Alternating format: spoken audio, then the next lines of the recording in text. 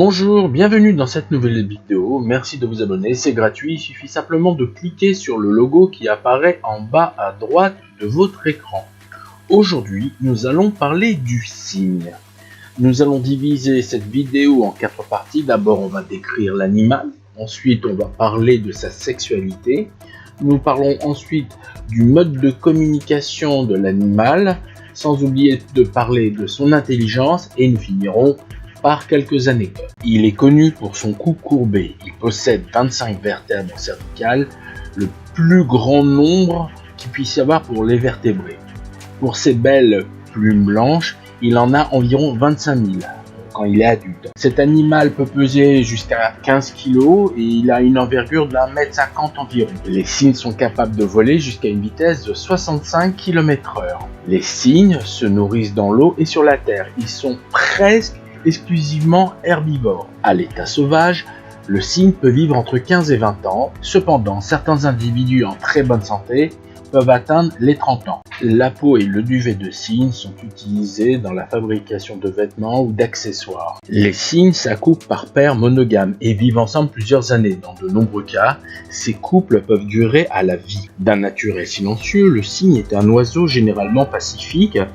L'animal devient plus farouche en période de reproduction. C'est à ce moment-là qu'il est possible d'observer des couples de cygnes nager côte à côte. Il existe des observations de couples de même sexe chez les cygnes, en particulier chez les cygnes noirs. Le comportement sexuel des cygnes implique des parades nuptiales élaborées, avec des vocalisations et des contacts physiques. L'accouplement a lieu dans l'eau. Les cygnes communiquent avec leurs congénères en utilisant une variété de signaux visuels, vocaux et tactiles. Ils possèdent un répertoire de sons et de comportements qui leur permettent d'interagir socialement. Les cygnes émettent divers cris, souvent décrits comme des trompettes ou des sifflements, bien que le cygne siffleur ne siffle pas au sens strict du terme. Ces vocalisations peuvent servir à la communication à longue distance, notamment durant le vol de ces oiseaux. Des sons plus doux sont utilisés pour maintenir le contact entre membres d'une même famille ou d'un groupe. En cas de danger, ils peuvent émettre des cris plus aigus pour alerter les autres. Maintenant, on va parler des signaux visuels. Par exemple, un comportement agressif peut être qu'il peut arquer ses ailes et dresser son cou.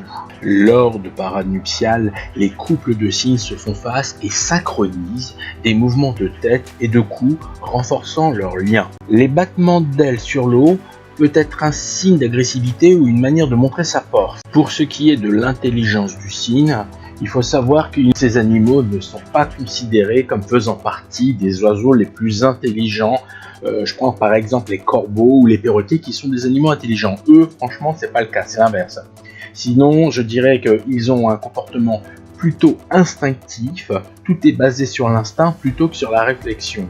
Sinon, ils sont capables d'avoir des capacités d'apprentissage comme de nombreux animaux, mais c'est leur expérience qui leur apprend justement cet apprentissage. Question intelligence sociale, les cygnes vivent souvent en famille ou en petits groupes, donc intelligence sociale, intelligence instinctive et c'est tout. Nous allons maintenant conclure notre vidéo par rapport à des anecdotes sur le cygne. On dit que juste avant de mourir, le cygne chanterait davantage et avec plus de force. Ce comportement a donné l'expression chant du cygne qui remonte à l'Antiquité grecque. Donc tout le monde connaît cette symbolique où l'oiseau chante avant de mourir, mais pas du tout, il vocalise plus fort. Maintenant, je voudrais parler de quelque chose d'assez singulier qui s'appelle le concept du cygne noir. On sait qu'il y a les cygnes blancs, mais peu de gens savent que le cygne noir existe. Donc le concept du cygne noir est un concept développé par un essayiste qui s'appelle Nassim Nicholas Taleb. Et pour expliquer ça de façon sommaire, ça désigne l'événement statistiquement presque impossible mais qui se produit quand même. Donc si vous vous postez au bras d'une rivière où passent des cygnes et vous commencez à les compter, le nombre de cygnes blancs vous fera déduire que tous les cygnes sont blancs et sans exception. Jusqu'au jour, contre toute attente, un cygne noir apparaît.